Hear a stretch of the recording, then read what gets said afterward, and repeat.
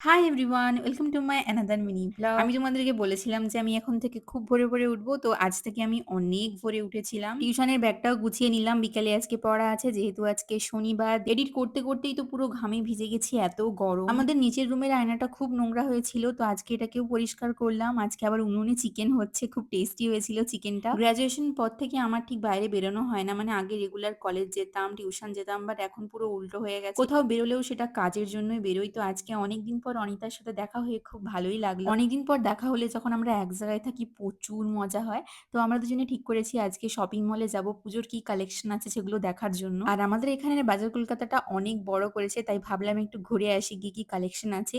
আর seriously এখানে ঢুকলে মনে হবে না এটা বাজার কলকাতা। কালেকশন গুলো কিন্তু অনেক আপডেট করেছে। আমি একবার আবার ভিজিট করব পুজোর আগে। যদিও বা আমি বাজার কলকাতা থেকে খুব একটা শপিং করতে ভালোবাসি না, তাও একবার ঘুরে আসবো। তোমাদের পুজোর শপিং কতদূর কিন্তু আমাকে কমেন্টসে জানিও। তো দেখা হবে পরের ব্লগে।